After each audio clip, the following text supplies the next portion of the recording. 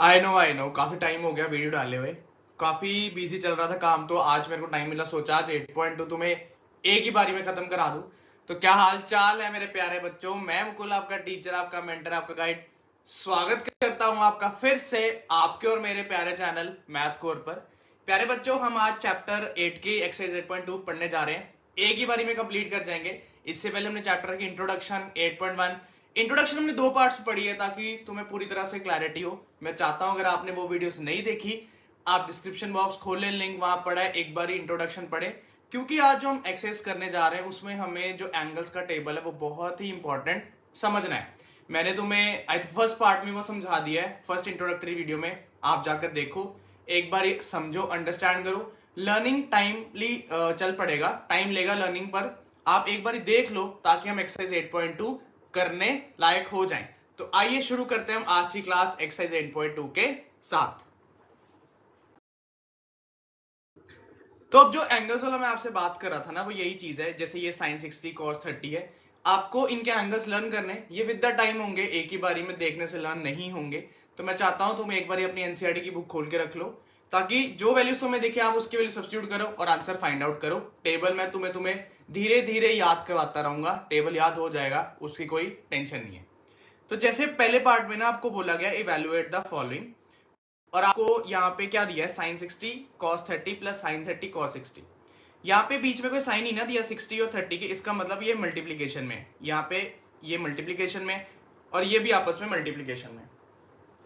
तो आप क्या करोगे, पहले वैल्यू सब्स्टिट्यूट करोगे, फिर उसको सिंप्लीफाई करोगे। जैसे sin 60 आपका पहला ही एंगल टेबल में आता है। जैसे sin 60 होता है अंडर रूट 3/2 और cos 30 वो भी होता है अंडर रूट 3/2। सिमिलरली sin 30 होता है आपका 1/2 एंड cos 60 भी होता है आपका जी 1/2। मैंने वैल्यूज डाल दी। अब simplification, root 3 multiply by root 3 3 आएगा, 2 मल्टीप्लाई बाय 2 4 आएगा, देन 1 मल्टीप्लाई बाय 1 1 आएगा, 2 मल्टीप्लाई बाय 2 4 आएगा। अगर तो ये आपने एक्सरसाइज अच्छे समझनी है ना, तुम अपनी बुक या मेरी इंट्रोडक्टरी वीडियो खोल के बैठ जाओ ताकि तुम टेबल साथ साथ में लर्न कर सको। ऐसे मैं वैल्यूज डालूंगा, सिंप्लीफाई करूंगा, काम खत्म हो जाएगा। पर तुम्हें समझ नहीं आना कि कहां से कौन से वैल्यू डाल रहे हो। या तो बुक खोल के बैठ जाओ साथ में, वहां पे पूरा पेज पे एक एंगल का टेबल बनाया हुआ है, वहां से देख रहे हैं कि वैल्यू डाल रहे हैं, फिर धीरे धीरे ग्रेजुअली इस चीज को हम लर्न करते रहेंगे। अब यहाँ पे जैसे 4 और 4 कैल्सियम क्या आया प्यारे बच्चों, ये 4 आ गया। न्यूमरेटर एज इट इज 3 + 1, तो आ गया 4/4, यानी कि इसको रिड्यूस करेंगे तो आंसर आ गया 1। इसका मतलब है जो आपका पहला पार्ट है उसका आंसर क्या आया, 1। सिंपली हमने एंगल की वैल्यू डाली, उसको सिंप्लीफाई करा, आंसर आ गया। अब चलते हैं हमारे सेकंड पार्ट पे जिसमें बोला गया 2 tan स्क्वायर 45। 2 tan स्क्वायर 45, आपको पता है 45 होता है, tan 45 होता है 1। अब इसने बोला tan स्क्वायर 45, तुम क्या करोगे, tan 45 की वैल्यू डालोगे और उसके ऊपर डाल दोगे स्क्वायर। उसी तरह cos 30 का स्क्वायर, cos स्क्वायर 30। अब cos स्क्वायर 30 होता है, मतलब cos 30 होता है अंडर रूट 3/2, उसका भी स्क्वायर डाल दिया। माइनस साइन स्क्वायर 60, साइन 60 की वैल्यू डाली अंडर रूट 3/2, उसका भी स्क्वायर डाल दिया। अब 1 का स्क्वायर 1, 2 1 जा 2। वैसे अगर तुम्हें इसे ओपन करना, ओपन भी कर सकते हो, अदरवाइज तो सिंपली रिड्यूस हो जाएगा, बिकॉज ये प्लस में रूट 3/2 का स्क्वायर है, ये माइनस में रूट 3/2 का स्क्वायर है। हम ओपन कर लेते हैं। जैसे रूट 3 का स्क्वायर आ गया 3, 2 का स्क्वायर आ गया 4, माइनस रूट 3 का स्क्वायर आ गया 3, 2 का स्क्वायर आ गया 4। याद रखना न्यूमरेटर और डिनोमिनेटर दोनों के आपको स्क्वायर्स करने हैं अगर ये फुल ब्रैकेट पे स्क्वायर है। आप ऐसा नहीं है कि न्यूमरेटर का स्क्वायर कर लोगे तो उस नीचे वाले को छोड़ दोगे, या नीचे वाले का स्क्वायर करके ऊपर वाले को छोड़ दोगे। अब 3/4 प्लस का और 3/4 माइनस का कट गए तो आंसर आ गया आपका 2। सो ये था आपका पहला पार्ट जिसमें हमें फर्स्ट पार्ट में आंसर आया 1 और सेकंड पार्ट में आंसर आया 2। नहीं, थर्ड पार्ट में आंसर 3 नहीं आएगा, जरूरी नहीं है, वो सिर्फ आ गए। एक बार आप देख लो, हमने वैल्यूज डाल लिया है, उसको सिंप्लीफाई करा है, बस कुछ नहीं करा, उसके बाद आंसर सॉल्व करा है। चलिए नेक्स्ट स्लाइड पे चलते हैं। अब नेक्स्ट स्लाइड पे ना हमारे पास 3 पार्ट हैं। अब ध्यान से समझना क्योंकि ये तीनों पार्ट में थोड़ी सी मुश्किल आएंगी, क्योंकि ये फ्रैक्शंस में भी हैं। अब कैसे इसको सॉल्व करना है, जैसे थर्ड पार्ट में उसने बोला है cos 45। अब तुम्हें पता है cos 45 होता है 1/√2, ठीक है। सीकेंड 30, पहले सीकेंड 30 है, अब को सीकेंड 30 है। अब तुम टेबल को याद करने की सोचो कि जो सीकेंड होता है ना वो cos का रेसिप्रोकल होता है, यानी कि जो cos 30 है उसको रेसिप्रोकल करोगे तो क्या आएगा आपका सीकेंड 30। तो cos 30 कितना होता है प्यारे बच्चों, वो होता है आपका √3/2। तो सीकेंट 30 हो गया आपका 2/√3। मेरे साथ साथ सुनते रहना, थोड़ी वैल्यू मैं तुम्हें बताता रहूंगा। कोसीकेंट 30, जो कोसीकेंट है वो साइन का रेसिप्रोकल होता है, तो साइन 30 होता है 1/2, तो कोसीकेंट 30 हो गया आपका 2/1। ध्यान रखना, कोसीकेंट साइन 30 होता है 1/2, कोसीकेंट उसका रेसिप्रोकल होता है, वो 2/1 बन गया। उसी तरह से जो सीकेंट था वो कॉस का रेसिप्रोकल होता है, तो cos 30 होता है √3/2, तो सीकेंट आपका 2/√3 हो गया। अब डिनोमिनेटर में आएगा LCM, numerator as it is 1/√2 as it is, denominator आ गया √3 और 1 का LCM √3 divide by √3 1, 1 2 2, then √3 divide by 1 √3 into 2 is 2√3। अब तुम्हारे पास चार टर्म्स बन गई, तो लास्ट टर्म पहली से मल्टीप्लाई हो जाएगी और थर्ड टर्म सेकंड से मल्टीप्लाई हो जाएगी, तो √3 मल्टीप्लाई बाय 1 प्यारे बच्चों √3 आ जाएगा, अपॉन इसको ऐसे कर देते हैं √2 बाहर लिख लेते हैं और ये आ गया 2 + 2 √3। ठीक है, अब आगे सिंप्लीफाई करते हैं डिनोमिनेटर को, मल्टीप्लीकेशन करते हैं √3 as it is, 2 multiply by √2 2√2 plus 2 multiply by √3 into √2 is 2 √6। ठीक है जी, √2 को दोनों से मल्टीप्लाई करा तो 2√2 बना और 2√6 बना। अब तुम्हारे डिनोमिनेटर में तुम देख रहे हो अंडर रूट्स आ रहे हैं, इसका मतलब इसको हम रैशनलाइज कर लेंगे। तो क्या करते हैं, रैशनलाइज करने के लिए जो बड़ी वैल्यू है 2√6 उसको आगे लिख लेते हैं और जो हमारा 2√2 है उसको पीछे लिख लेते हैं। बड़ी वैल्यू आगे लिख ली, छोटी वैल्यू पीछे लिख ली, ताकि नेगेटिव में प्रॉब्लम ना आए, अदरवाइज तुम ऐसे भी सॉल्व कर सकते हो। अब ये देखो, रैशनलाइज करते हैं 2√6 minus 2√2 sign change upon 2√6 minus 2√2। चलो, तो ये आ गया √3 multiply by 2√6 minus 2√2 upon a plus B into a minus B, वो होता है a का स्क्वायर माइनस b का स्क्वायर। ठीक है जी, अब न्यूमरेटर ऐसे रहने दो, मल्टीप्लीकेशन नहीं कर रहे, 2√6 minus 2√2 as it is, denominator में स्क्वायर खोला, 2 का स्क्वायर 4 और 6 का स्क्वायर 6, तो 4 6 आ गया आपका 24। उसी तरह से 2√2 के लिए 2 का स्क्वायर 4, √2 का स्क्वायर 2, 4 2 आ गया 8, यानी कि ये आ गया 8। चलो पहले इसको थोड़ा सा रब कर दें, स्क्रीन क्लियर कर लें। ध्यान से मेरी बात सुनना, इसके आगे क्या करना, मल्टीप्लीकेशन करनी है, बस 1-2 स्टेप्स की बात है, फिर ये सिंप्लीफाई हो जाएगा। सुनिएगा मेरी बात, टेबल तुम्हें धीरे धीरे लर्न करना है, टेबल तुम ऐसे ही छोड़ सकते। चलो सुनो, अब ये आ गया 24 में से 8 गए नीचे, तो डिनोमिनेटर में तो आ गया 16। ठीक है, अब ऊपर इसको सिंप्लीफाई करते हैं, √3 मल्टीप्लाई बाय 2√6 होता है 2√18 माइनस √3 मल्टीप्लाई बाय 2 होता है आपका 2√6। ओके, अब न्यूमरेटर में से क्या करो तुम, 2 कॉमन निकाल लो, तो ये आ जाएगा 2 √18 माइनस √6 अपॉन 16, 2 1 जा 2 8 जा, ये आ गया √18 माइनस √6 अपॉन 8। तुम इसको फिर से सिंप्लीफाई कर सकते हो, कैसे, जो √18 होता है ना उसको हम लिखते हैं 3√2, तो ये आ गया 3√2 minus √6 upon 8 is the final answer. So this was the answer of the part 3। इसमें हमें रैशनलाइज करना पड़ गया, इसलिए थोड़ा सा ये एडिशनल चला गया, एक बार आप देख लो, फिर हम चलें पार्ट 4 पे।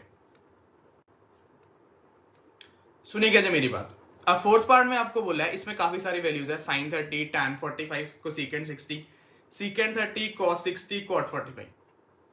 अब पहली बात तो ये, अगर तुम वैल्यू सही डालोगे ना, डेफिनेटली आंसर सही आने वाला है। अब जैसे sin 30 होता है 1/2, 1/2 डाल दिया, ध्यान से सोच के डालना। tan 45 होता है आपका 1, तो ये फ्रैक्शन मैंने उसको 1/1 लिख दिया। जो आपका कोसेकेंट 60 है ना, वो होता है रेसिप्रोकल ऑफ sin 60। अब sin 60 होता है √3/2, इसका मतलब हुआ कोसेकेंट 60 हुआ आपका 2/√3, sin 60 √3/2, तो कोसेकेंट 60 हुआ आपका 2/√3। चलो जी, न्यूमरेटर तो आ गया, अब चले नीचे, सेकेंट 30, सेकेंड होता है cos का रेसिप्रोकल। अब तुम्हें cos 30 की वैल्यू पता है √3/2, तो सेकेंट 30 हुआ 2/√3। फिर आया cos 60, cos 60 आपको पता है 1/2 होता है, और cot 45 आपको पता है 1 होता है, तो इसको हमने 1/1 लिख लिया। ठीक है, एक सेकेंड मेरी बात सुनना। अब क्या करेंगे, यहां पर पहले एलसीएम लेंगे, फिर यहां पे हम एलसीएम लेंगे, तो 2 1 और √3 का एलसीएम आ गया 2/√3, एज इट इज लिख दिया। अब ध्यान से सुनना आगे, जब 2√3 को 2 से डिवाइड करेंगे तो √3 बचेगा, और √3 को न्यूमरेटर यानी 1 से मल्टीप्लाई किया तो √3 एज इट इज। आगे सुनिएगा, जब 2√3 को 1 से डिवाइड करेंगे तो 2√3 बचेगा, 2√3 को 1 से मल्टीप्लाई किया तो 2√3 आ गया। लाइट्स ऑन है ना सर, एक से चलो अब आगे उससे बोला, फिर आ गया 2√3 को जब √3 से डिवाइड करेंगे तो 2 बचा और 2 को 2 से मल्टीप्लाई किया तो 4। इस तरह से हमारा न्यूमरेटर का आ गया एलसीएम। अब डिनोमिनेटर पे चलते हैं। जैसे √3 2 और 1 का एलसीएम फिर से आ गया कितना 2√3। अब 2√3 को √3 से डिवाइड करोगे तो 2 2 2 जा 4। सिमिलरली 2√3 को 2 से डिवाइड किया √3 को 1 से किया तो √3 और फिर 2√3 को 1 से डिवाइड किया 2√3 और 1 से मल्टीप्लाई किया तो 2√3। अब आपके पास ये चार फ्रैक्शन बन गई जिसमें ये वाला और ये वाला सेम था तो ये हमने पहले से ही कट कर दिया। अब लाइक टर्म्स ऐड कर लेते हैं। √3 में 2√3 ऐड किया तो 3√3 आ गया -4 एज इट इज। उसी तरह से √3 प्लस 2√3 3√3 होता है +4 एज इट इज। डिनोमिनेटर दोनों प्लस में थे ना तो मैंने आगे पीछे लिख लिया, इससे कोई प्रॉब्लम नहीं है। अब आपको पता है अंडर रूट आपका फिर से सॉरी डिनोमिनेटर आपका अंडर रूट में आ गया तो क्या करेंगे, रैशनलाइज कर देंगे। अब यहाँ पे प्लस का साइन है तो यहाँ पे माइनस का आ जाएगा 3√3 - 4 अपॉन 3√3 - 4। तो आइडेंटिटी बन गई a - b into a - b that is a - b का होल स्क्वायर और डिनोमिनेटर में आ गया a + b into a - b वो होता है आपका a का स्क्वायर माइनस b का स्क्वायर। ठीक है जी। अब ऊपर आइडेंटिटी खोल लेते हैं, a square plus b square minus 2a into b। Similarly नीचे भी स्क्वायर खोल लेते हैं, 3√3 का स्क्वायर 3 का स्क्वायर आ गया 9 √3 का स्क्वायर आ गया 3 3 9 जा 27 माइनस 4 का स्क्वायर हो गया आपका 16। चलो ये स्टेप अब ऊपर ले जाते हैं। यहाँ पे 3√3 का स्क्वायर अभी सॉल्व किया 27 प्लस 4 का स्क्वायर सॉल्व किया 16 minus 2 multiply bye 4 8 8 multiply by 3 24 24 √3 upon 27 में से 16 गए आपके आए 11। इसको ऐड कर लो 27 प्लस 16 41 हो गया तो आंसर आ गया 41 - 24 √3 अपॉन 11। इससे ज्यादा ये आगे सिंप्लीफाई नहीं होगा। So this was your 4th part. पहले वैल्यूज डाल ली, तुम अपने पास बुक खोल के रख लो, वहां से वैल्यूज देखते रहना। उसके बाद सिंप्लीफाई करा, एलसीएम लिया, आइडेंटिटीज खोली और आपके पास ये रिजल्ट आया। एक बार या 4th पार्ट देख लो, फिर इस क्वेश्चन का हम 5th पार्ट खत्म करें। सुनिएगा जी। अब 5th पार्ट में उसने बोला 5 cos square 60। पहले cos 60 की वैल्यू डालो, उसका स्क्वायर कर दो। अब cos 60 आपको पता कितना होता है, वो होता है 1/2। फिर डाला secant 30। तुम्हें पता है secant किसका रेसिप्रोकल होता है, cos का। मेरी बातें सुनते रहोगे, खुद भी रिपीट करते रहोगे, याद हो जाएगा। secant किसका रेसिप्रोकल होता है, cos का। cos 30 कितना होता है, cos 30 होता है √3/2। तो secant उसका रेसिप्रोकल यानी 2/√3 माइनस tan 45। tan 45 आपको पता 1 होता है तो 1/1 का स्क्वायर कर दिया। सिमिलरली डिनोमिनेटर में चलते हैं, sin स्क्वायर 30। अब आपको पता है sin 30 होता है 1/2, उसका स्क्वायर कर दिया। cos 30 आपको पता है √3/2, उसका स्क्वायर कर दिया। चलो सिंप्लीफाई करें, पहले स्क्वायर सॉल्व करते हैं। 1/2 का स्क्वायर आ गया 1/4 तो 5 एज इट इज आ गया। फिर 2/√3 का स्क्वायर आ गया 4/3 एंड 1 स्क्वायर का आ गया 1/1। डिनोमिनेटर में 1/2 का स्क्वायर आ गया 1/4, √3 का स्क्वायर 3 और 2 का स्क्वायर आ गया 4। अब क्या करते हैं, मल्टीप्लीकेशन कर लेते हैं। 5 मल्टीप्लाई बाय 1 तो ये आ गया 5/4, तो ये आ गया 5/4। देन 4 मल्टीप्लाई बाय 4/3 ये आ गया आपका 16/3 माइनस 1/1 एज इट इज। नीचे तो ओपन ही है, एलसीएम ले लेते हैं। 4 और 4 का एलसीएम 4 आ गया, न्यूमरेटर सेम 1 + 3। अब ऊपर भी एलसीएम ले लेते हैं, यहीं पे सॉल्व कर लेते हैं इसको। 4 3 और 1 एलसीएम आ गया 12। 12 डिवाइड बाय 4 होता है आपका 3 है ना, 3 5 जा 15। देन 12 डिवाइड बाय 3 होता है 4, 16 4 जा 64। 12 डिवाइड बाय 1 12, 12 1 जा 12 अपॉन 3 + 1 4, 4/4। ये तो आपका पहले से रिड्यूस होके 1 बन गया। तो 15 में से गए 12, 3 + 64 67, तो आपका आंसर आता है जी 67/12। तो ये था जी आपका क्या 5th पार्ट का आंसर। एक बार आप अच्छे से देख लो, फिर हम चले क्वेश्चन नंबर 2 की स्टार्टिंग करने। देख लो आप आराम से।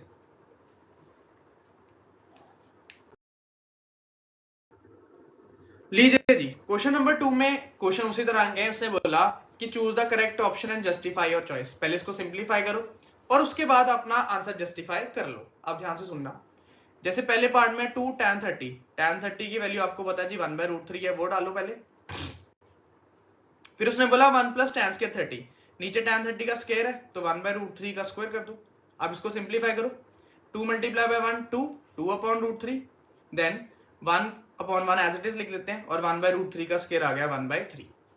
अब न्यूमरेटर में कोई छेड़खानी नहीं होगी, ये एज इट इज रहेगा। डिनोमिनेटर में हम एलसीएम लेंगे। 1 और 3 का एलसीएम आपका 3 आ गया, तो 3 डिवाइड बाई 1 3, 3 1 जा 3, 3 डिवाइड बाई 3 1, 1 1 जा 1, तो ये आ गया 2/√3 बाय 4/3। अब फिर से वही बात, इसको इससे मल्टीप्लाई करेंगे, इसको इससे, तो ये आ जाएगा 2 multiply by 3 upon √3 multiply bye 4, थोड़ी सी कटिंग, 2 1 जा 2 2 जा, तो आंसर आ गया 3/2√3। पर दिक्कत पता क्या है, जो आपको 4 ऑप्शन दिए ना उसमें से ये कोई भी एंगल मैच नहीं हो रहा। इसका मतलब ये हुआ कि अभी इसको और सिंप्लीफाई करना पड़ेगा। कैसे? जो ये √3 है ना, इसको हम क्या करते हैं, रैशनलाइज कर लेते हैं। √3 रैशनलाइज कर लिया, तो 3 मल्टीप्लाई बाय √3, 3√3 आ गया, और √3 6 होता है, 6 2 जा 12 आ गया, नहीं √3 इंटू √3 3 होता है, और 3 2 जा कितना आ गया आपका, 6 आ गया। ठीक है जी, √3 इंटू √3 3, 3 2 जा 6, इसको काटो, 3 1 जा 3 2 जा, आंसर आ गया आपका √3/2। अब जो sin 60 है ये √3/2 होता है, cos 60 1/2 होता है, ये गलत है, tan 60 √3 होता है, ये गलत है, sin 30 1/2 होता है, ये गलत है। यानी कि जो आपका पहला क्वेश्चन है उसका ए ऑप्शन आपका आंसर है, यानी कि sin 60 इज द आंसर। तो ये था जी आपके पहले क्वेश्चन का पार्ट। अब आप इसको देखो, फिर हम चले क्वेश्चन नंबर 2 पे। बार बार पता नहीं इसमें ग्लिच क्यों आई जा रहा है। अच्छा, हम सेकंड पार्ट पे थे, सुनिएगा मेरी बात। तो सेकंड पार्ट में आपको बोला गया है 1 minus tan square 45 upon 1 plus tan square 45। तो क्या करेंगे, पहले वैल्यूज डालेंगे। tan स्क्वायर 45 आपको पता है क्या होता है प्यारे बच्चों, वो होता है हमारा 1, तो ये आ गया 1 माइनस 1 का square upon similarly 1 plus tan square 45, तो नीचे भी tan 45 के लिए 1, तो 1 का स्क्वायर 1, तो ये आ गया 1 माइनस 1 अपॉन 1 प्लस 1, ऊपर आ गया 0, नीचे आ गया 2 एंड 0.2 इज 0। तो क्वेश्चन नंबर जो 2 है उसका जो सेकंड पार्ट है उसका हमारा आंसर क्या आ रहा है प्यारे बच्चों, वो हमारा आंसर आ रहा है जी डी, दैट इज 0। और पार्ट ए का आंसर आया था हमारा sin 60, दैट वाज √3/2। अब चलते हैं थर्ड पार्ट पे। थर्ड पार्ट थोड़ा सा इंटरेस्टिंग है। उसमें क्या बोला हुआ है कि जो आपका sin 2 टाइम्स a है ना, कहता जो sin 2 टाइम्स a है वो बराबर है 2 sin a के। आपको जो एंगल a है इसकी वैल्यू बतानी है। अब a हमें दोनों साइड सेम फिल करना है, उसके बाद सिंप्लीफाई करके चेक करना है कि क्या लेफ्ट राइट के इक्वल आता है नहीं।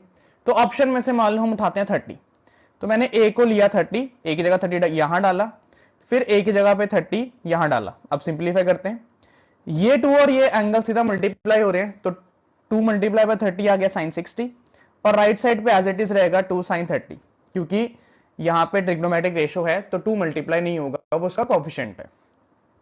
तो sin 60 आपको पता √3/2 होता है, sin 30 आपका 1/2, 2 से 2 कट, तो √3/2 इज नॉट इक्वल्स टू 1, यानी कि sin 30 एंगल a 30 नहीं हो सकता। क्या करते हैं, अब a को लेते हैं 0, 0 से ट्राई करते हैं। जहां पे आपका a है वहां पे 0 फिल करा लेफ्ट साइड पे भी, और आपका फिल करा मैंने राइट साइड पे भी। अब 2 मल्टीप्लाई बाय 0 आपको पता है 0 होता है, और right side as it is रहेगा 2 sin 0 डिग्री। अब sin 0 as we know is 0, इधर भी sin 0 इज 0, तो ये आ गया 0 is equal to 2 multiply by 0 is 0, यानी कि तुम्हारा LHS और RHS अगर इक्वल आ गया तो इसका मतलब जो आपका एंगल A है वो क्या है, 0 डिग्री। इसका मतलब थर्ड पार्ट का आंसर है A। हमने, आप सारे एंगल ट्राई कर सकते हो, ठीक है। सारे एंगल ट्राई करने के बाद क्या होगा, आपका लेफ्ट राइट इक्वल आना चाहिए। अगर लेफ्ट राइट इक्वल आ गया यानी वो एंगल A की वैल्यू है। अगर वो नहीं आता फिर आप ऑप्शन में कुछ और ट्राई करो, इसका और कोई सोल्यूशन नहीं है, आपको ऑप्शन से ही जाना पड़ेगा। चार दी थी, कोई भी ट्राई कर लो। मैंने 30 ट्राई किया, नहीं आया, फिर मैंने 0 ट्राई करके देख लिया। चले जी, मेरे को याद नहीं था, मैंने सिर्फ ट्राई करके देखा आपके सामने। अब फोर्थ पार्ट बोला हुआ है 2 tan 30, यानी कि 1/√3 अपॉन 1 माइनस tan स्क्वायर 30। ये तुमने पार्ट 1 में करा, उसमें बस साइन प्लस का था। तो tan स्क्वायर 30 आ गया 1/√3 का होल स्क्वायर, तो ये बन गया 2/√3, नीचे आ गया 1/1 माइनस 1 का स्क्वायर 1, √3 का स्क्वायर 3। अब डिनोमिनेटर में एलसीएम लेंगे, 1 और 3 का एलसीएम आ गया 3, 3 डिवाइड बाय 1 3, 3 1 जा 3, 3 डिवाइड बाय 3 1, 1 1 जा 1, तो आंसर आ गया 2/√3 by 3 minus 1 is 2 by 3। First और लास्ट मल्टीप्लाई हुए तो बन गया 2 मल्टीप्लाई बाय 3, सेकंड और थर्ड मल्टीप्लाई हुए तो बन गया 2 मल्टीप्लाई बाय √3, √2 कट। अब तुम्हें पता है कि जो 3/√3 है ये कोई भी एंगल नहीं है, तो इसको सिंप्लीफाई करते हैं। तो क्या करेंगे, इसको रैशनलाइज करेंगे, तो बन गया 3√3 अपॉन √3 मल्टीप्लाई बाय √3 इज 3, ये कट, आंसर आ गया √3। अब √3 प्यारे बच्चों आपका किस एंगल पे आता है, cos 60 नहीं होता, sin 60 नहीं होता, tan 60 होता है, दैट इज √3, और sin 30 भी नहीं होता। इसका मतलब फोर्थ पार्ट का आंसर सी था, थर्ड पार्ट का आंसर ए था, सेकंड पार्ट का आंसर 0 था, और फर्स्ट पार्ट का आंसर कितना आया था, sin 60, √3/2 आया था।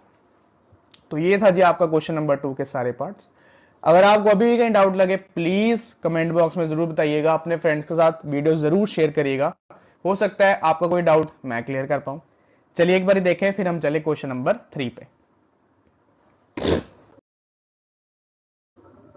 अब क्वेश्चन नंबर 3 जो है ना, द मोस्ट इंपॉर्टेंट क्वेश्चन है, बहुत बारी पूछा गया, बहुत अच्छा क्वेश्चन है। अब इसको सिंप्लीफाई कैसे करते हैं, उसे बोला जो tan a प्लस बी है वो √3 के बराबर है। राइट साइड पे जो वैल्यू है ना वो लेफ्ट के टी रेशियो में कहीं आती है। ध्यान से मेरी बात सुनना, मैं क्या कह रहा हूं। राइट साइड पे जो वैल्यू है ना ये लेफ्ट के ट्रिग्नोमेट्रिक रेशियो में किसी एंगल पे आती है। आप कहोगे जी √3 tan के टेबल में आता है tan 60 पे। आप क्या करोगे, इसको रिप्लेस कर दोगे। tan 60 इज √3, बस इसको हमने क्या करा, रिप्लेस कर दिया। अब क्या होगा नेक्स्ट स्टेप में, ये tan से tan हट जाएगा, कोएफिशिएंट हटा दिए, इक्वेशन आ गई a plus B is equal to 60। ये पहली इक्वेशन मान ली। अब उसी तरह से उससे बोला tan a minus B is equal to 1/√3। आगे जो उसने कहानियां लिखी है मैं तुम्हें वो भी बताता हूं क्या चीज है। tan a minus B is equal to 1/√3। आगे उसने लिखा कि जो a प्लस बी है ना वो 0 से बड़ा होगा, 90 से छोटा होगा, या 90 के इक्वल होगा। यानी जो a और b निकालेंगे वो 0 से बड़ा आएगा, 90 से छोटा हो सकता है, 90 के बराबर भी हो सकता है, और a b से बड़ा आएगा। सारी कंडीशन सुन ली। अब जो 1/√3 है वो tan के टेबल में प्यारे बच्चों आता है tan 30 पे। जो 1/√3 है वो tan के टेबल में आता है tan 30 पे। फिर tan कट, सेकंड इक्वेशन आ गई a minus B is equal to 30। अब तुम्हें पता है, तुमने चैप्टर 3 पढ़ा है, एलिमिनेट कर लेंगे, ऐड कर लेते हैं। a plus A 2 times a plus का b माइनस का b कट, 60 प्लस 30 आ गया 90। तो यहां से a आ गया आपका जी 45 डिग्रीज, a आ गया। अब a को इक्वेशन 1 में डालते हैं, तो 45 plus B is equal to 60। यहां से b आ गया 60 माइनस 45, यानी कि b आ गया जी आपका 15 डिग्रीज। सो a b से बड़ा भी आ गया, और a और b का सम 0 से बड़ा है, 90 से छोटा है। This was your question number 3। This is the most important question, आपको पेपर में बहुत बार दिखेगा। इसके और भी पार्ट्स हैं, हम एक्स्ट्रा जब करेंगे उसमें डालेंगे। आप इसको एक बार देख लो, फिर हम लास्ट क्वेश्चन पे चले और एक्सरसाइज को खत्म करें। ट्रू फॉल्स है, 2 मिनट का काम और।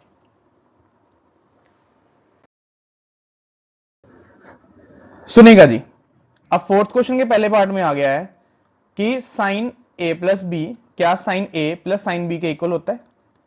ये मैं तुम्हें अभी प्रूफ करा के दिखाता हूं क्या होता है या नहीं। तुम a और b को कुछ भी ले लो, मान लो मैंने a को ले लिया 0 और b को ले लिया 90, मेरी चॉइस है। a को क्या लिया 0, सारे एंगल्स के लिए बराबर होना चाहिए। चलो कुछ और ले लेते हैं, 0 और 30 ले लें, या 30 और 45 ले लेते हैं। चलो 30 और 45 लेके देखते हैं। तो a को मैंने ले लिया 30 और b को ले लिया मैंने 45 डिग्री। तुम कोई भी ट्राई कर सकते हो, सब पे इक्वल होना चाहिए। अगर सब पे नहीं आता इसका मतलब वो फॉल्स है। तो ये आ गया sin 30 प्लस 45, यानी कि यहां, और a आ गया आपका sin 30 प्लस sin 45। अब तुम्हें पता है 30 प्लस 45 sin 75 बन जाएगा, और इसकी वैल्यू आपको नहीं पता, नहीं निकालना सिखाया अभी तक। sin 30 आपका 1/2, sin 45 आपका 1/√2। तुम इसको सिंप्लीफाई करोगे ना तो ये बन जाएगा इस तरह से। अब ये जो चीज बन रही है ना ये इसके बराबर आएगी या नहीं, ये आपको बताना है। मेरी बात ध्यान सुनना, मैंने a और b को खुद से अज्यूम करा, वैल्यूज डाली, राइट साइड पे वैल्यू बन गई। अगर मैं मान लो a को 0 लेता, a को मैं 0 लेता और b को मैं ले लेता जी 30, ठीक है, तो ये आ जाता है 0 plus 30 is equals to sine 0 plus sine 30, ठीक है। 0 प्लस 30 आपका 30 आ गया, देन साइन 0 की वैल्यू डाल देते हैं, साइन 0 0 होता है, साइन 30 होता है 1/2, इधर भी साइन 30 1/2, तो इधर ऐड करोगे। इसका मतलब इस केस में लेफ्ट राइट इक्वल आ गया, पर हमने जो पहला पार्ट किया उसमें नहीं आया। फिर से दोबारा ट्राई करते हैं, दोबारा मेरी बात सुनना। अब मैं मानता हूं कि जो a है वो 30 है, मैं तुम्हें सब दिखाता हूं, और b है 60, दोनों वैल्यूज अज्यूम कर ली। तो ये आ गया 30 प्लस 60, और यहां आ गया राइट साइड पे साइन 30 प्लस साइन 60। 30 प्लस 60 आपका 90 हो गया, which is equal to sine 30 1/2, sine 60 is √3/2। अब तुम्हें पता है साइन 90 1, और डेफिनेटली लेफ्ट और राइट इक्वल नहीं है। इसका मतलब जो तुम्हारा पहला ट्रू फॉल्स है वो क्या आया आपका फॉल्स, क्योंकि हर वैल्यू को ये सेटिस्फाई नहीं कर रहा। ठीक है, मैंने तुम्हें सारी वैल्यूज दिखा दी, तुम भी ट्राई करके देख लो, ये हर वैल्यू को सेटिस्फाई नहीं करेगा। अब सेकंड पार्ट में उसने बोला the value of sine theta increases as theta increases. कहता साइन की वैल्यू बढ़ती है जैसे जैसे आप थीटा बढ़ाते हो। करेक्ट है। जैसे साइन 0 आपको पता है क्या होता है, वो होता है 0, और साइन 90 क्या होता है आपको पता है, वो होता है 1। इसका मतलब जैसे मैंने थीटा 0 से 90 कर दिया वैल्यू इंक्रीज होगी। तो सेकंड ट्रू फॉल्स क्या है आपका, वो है जी ट्रू। जैसे मैंने थीटा बढ़ाया आपका वैल्यू भी क्या होगी, इंक्रीज। तो सेकंड वाला ट्रू है। अब थर्ड पार्ट में उसने क्या बोला है कि जो वैल्यू ऑफ कॉस थीटा है वो इंक्रीज कर, value of cos theta increases as theta increases. क्या कॉस भी इंक्रीज करता है जब थीटा इंक्रीज होता है? तुम्हें पता है कॉस 0 क्या होता है 1, और कॉस 90 क्या होता है आपका 0। तो ये फॉल्स है। जैसे मैंने इसका थीटा इंक्रीज किया तो इसकी वैल्यू क्या होगी, वो फॉल करगी, वो ड्रॉप करगी। ये आपका पार्ट फॉल्स है। साइन के लिए ट्रू है कि जैसे वैल्यू इंक्रीज करी, थीटा इंक्रीज करा, वैल्यू इंक्रीज करगी। अब फोर्थ पार्ट में उसने बोला कि क्या साइन थीटा हमेशा कॉस थीटा के बराबर होता है? ये भी आपका फॉल्स है। ऐसा क्यों? सिर्फ एक इकलौता एंगल है 45 जिसपे साइन भी बराबर होता है और कॉस भी बराबर होता है, because sign 45 is 1/√2 and cos 45 is also 1/√2। पर मान लो मैंने साइन 30 लिया, वो 1/2 होता है, कॉस 30 आपका √3/2 होता है, तो इसलिए ये भी फॉल्स है। सिर्फ एक एंगल पे दे।